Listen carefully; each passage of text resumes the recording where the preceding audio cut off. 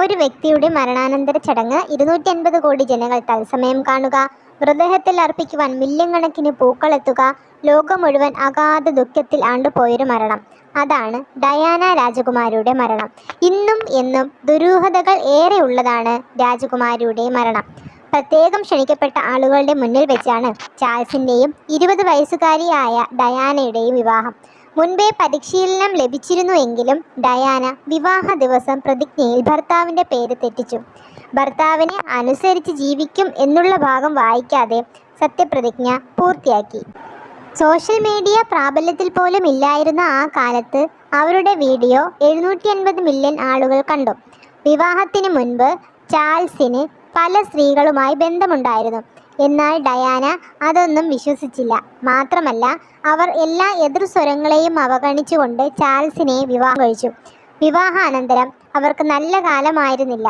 കാരണം അയാളുടെ പരസ്ത്രീ ബന്ധമായിരുന്നു. കമീല എന്ന സ്ത്രീയുമായുള്ള പരസ്യമായ രഹസ്യബന്ധം ഇരുവർക്കുമിടയിൽ കല്ലുകടി ഉണ്ടാക്കി.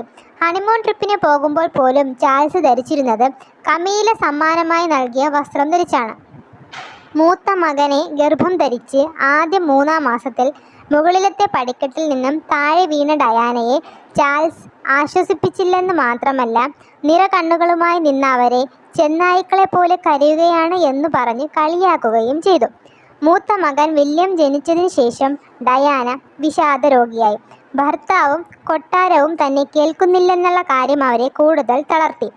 ലോകം മുഴുവൻ കുമാരിയുടെ സൗന്ദര്യത്തെയും ഭാഗ്യത്തെയും പുകഴ്ത്തുമ്പോൾ ആശ്വാസം കണ്ടെത്തുവാൻ അവർ സ്വയം മുറിവേൽപ്പിച്ചു. കുറച്ചു വർഷങ്ങൾ കഴിഞ്ഞപ്പോൾ 2ാമത്തെ മകൻ ഹാരി ജനിച്ചു. ഹാരി ജനിക്കുന്നതിന് കുറച്ചു മാസങ്ങൾക്ക് മുമ്പ് മാത്രമാണ് 15 വർഷത്തിലെ ദാമ്പത്യ ജീവിതത്തിൽ താൻ സന്തോഷിച്ചത് എന്നും അവർ പറയുകയുണ്ടായി. ഹാരിയുടെ ജനനത്തോടുകൂടി ചാൾസിൻ്റെയും കമീലയുടെയും ബന്ധം കൂടുതൽ ദൃഢമായി. പ്രശ്നങ്ങളിൽ നിന്നും പുറത്തു കടക്കാൻ അവർ സാധാരണക്കാർക്കിടയിലേക്ക് ഇറങ്ങിച്ചെന്നു. HIV, കുഷ്ഠം എന്നീ രോഗികൾക്കിടയിൽ അവർ പ്രവർത്തിച്ചു. HIV രോഗികളുമായി അടുത്തിടപഴകുന്ന ബ്രിട്ടനിലെ ആദ്യത്തെ രാജകുടുംബാംഗമാണ് ഡയാന. ഇവർ 100 കണക്കിന് ചാരിറ്റി പ്രവർത്തനങ്ങളിലെ രക്ഷാധികാരിയായി. എന്നാൽ കൊട്ടാര അംഗങ്ങൾ ഇതിനെയെല്ലാം അതൃപ്തി പങ്കുവച്ചു. ലോകം മുഴുവൻ അവരെ ശ്രദ്ധിക്കുവാൻ തുടങ്ങി. അവരുടെ പെരുമാറ്റം, വസ്ത്രം, ആഭരണം, മുടി എന്നിവയെല്ലാം ശ്രദ്ധിക്കുവാൻ തുടങ്ങി. അവരുടെ സ്വകാര്യ നിമിഷത്തിൻ്റെ ചിത്രങ്ങൾ 80കളിലും 90കളിലും കോടികളായിരുന്നു വില.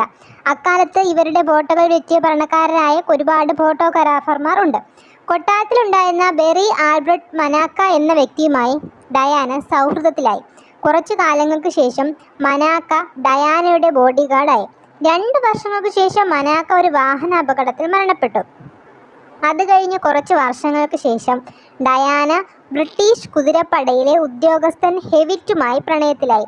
കുതിരസവാരി പഠിപ്പിക്കുവാനാണ് ഹെവിറ്റ് എത്തിയത്. അങ്ങനെ അവർ പ്രണയത്തിലായി. ഡയാനയുടെ 2ാമത്തെ മകന് ഹെവിറ്റിൻ്റെ രൂപസാദൃശ്യം വരെ ഉണ്ടെന്ന് ആരോപണം ഉണ്ടായി. വർഷം കഴിയുന്തോറും ചാൾസിനും ഡയാനയ്ക്കുമിടയിൽ പ്രശ്നങ്ങൾ കൂടി വന്നു. ഒടുവിൽ ചാൾസിന് കമീലയുമായുള്ള ബന്ധം തുറന്ന് സമ്മതിക്കേണ്ടി വന്നു. അങ്ങനെ ചാൾസ് വിവാഹമോചനത്തിനായിട്ട് രാജ്ഞിയെ സമീപിച്ചു. പക്ഷേ ഫലം കണ്ടില്ല. കുറച്ചു കാലങ്ങൾക്ക് ശേഷം ഡയാനയും ചാൾസും വേർപിരിഞ്ഞു. ഡയാന മറ്റൊരിടത്തേക്ക് താമസം മാറി. പാകിസ്ഥാൻ സ്വദേശിയായ ശസ്ത്രക്രിയാ വിദഗ്ധൻ ഹസ്നത്ത് ഖാനുമായി അങ്ങനെ പ്രണയത്തിലായി.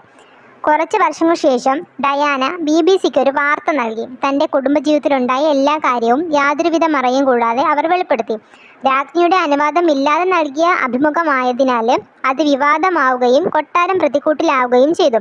അതോടെ ചാൾസിൻ്റെ പിതാവ് ഡയാനയെ കൊട്ടാരത്തിലേക്ക് വിളിപ്പിച്ചു. നിയമപരമായ വിവാഹമോചനത്തിന് ആവശ്യപ്പെടുകയും കീഴ്ക്കോടതി വഴി മോചനം ലഭിക്കുകയും ചെയ്തു. 95.75 കോടി രൂപയാണ് ജീവനാംശമായി നൽകിയത്. രാജകുമാരന്മാരുടെ അമ്മ എന്ന നിലയിൽ ഡയാനയ്ക്ക് രാജകുമാരി എന്ന പദവിയും നിലനിൽക്കും. വിവാഹമോചനം ലഭിച്ചതോടുകൂടി താൻ രക്ഷാധികാരിയായിരുന്ന എല്ലാ സംഘടനകളുടെയും അധികാരം അവർ ഒഴിഞ്ഞു. അതുകഴിഞ്ഞ് അവർ മറ്റൊരു പ്രണയത്തിലെത്തി.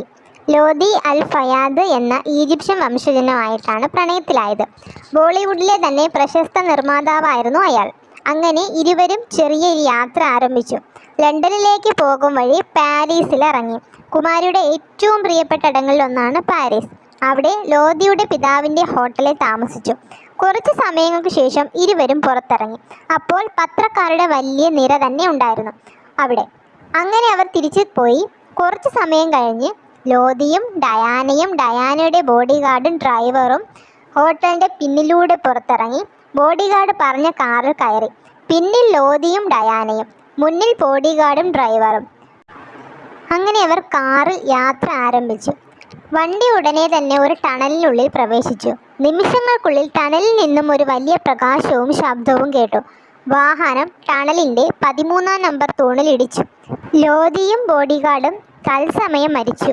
എന്നാൽ കുമാരിയുടെ ശരീരത്തിൽ പ്രത്യക്ഷത്തിൽ പരിക്കുകളൊന്നും ഉണ്ടായിരുന്നില്ല. അബോധാവസ്ഥയിലായിരുന്ന അവർ ഓ മൈ ഗോഡ് എന്ന് പറയുന്നുണ്ടായിരുന്നു. കുറച്ചു സമയം കഴിഞ്ഞപ്പോൾ ലീവ് മീ അലോൺ എന്ന് പറഞ്ഞു. വാഹനത്തിൽ നിന്ന് മാറ്റുമ്പോൾ ഡയാനയ്ക്ക് ഹൃദയാഘാതമുണ്ടായി. വെളുപ്പിന് 4:40 ഡയാന മരിച്ചു. ലോധിയുടെ പിതാവ് മകൻ്റെയും ഭാവി മരുമകളുടെയും മരണം കൊലപാതകമാണെന്ന് തറപ്പിച്ചു പറഞ്ഞു. എന്നാൽ അന്വേഷണ ഏജൻസി അത് തള്ളിക്കളഞ്ഞു. എന്നാൽ ലോധിയുടെ പിതാവ് ഒരു ഡോക്യുമെൻ്ററി നിർമ്മിക്കുകയും അത് പ്രദർശിപ്പിക്കുകയും ചെയ്തു.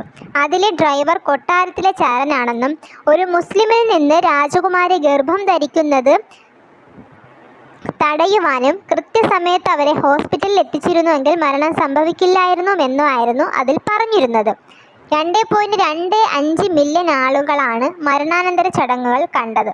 എന്നാൽ ഇപ്പോഴും ആളുകൾ ചോദിക്കുകയാണ് കുമാരി എങ്ങനെയാണ് മരിച്ചത്. കാരണം ഇപ്പോഴും അവരെല്ലാവരുടെയും ഉള്ളിൽ ഭയങ്കരമായ പ്രിയപ്പെട്ടവരാണ്. ഇഷ്ടമായ ലൈക്ക് ചെയ്യാനും ഷെയർ ചെയ്യാനും സബ്സ്ക്രൈബ് ചെയ്യാനും മറക്കരുത്.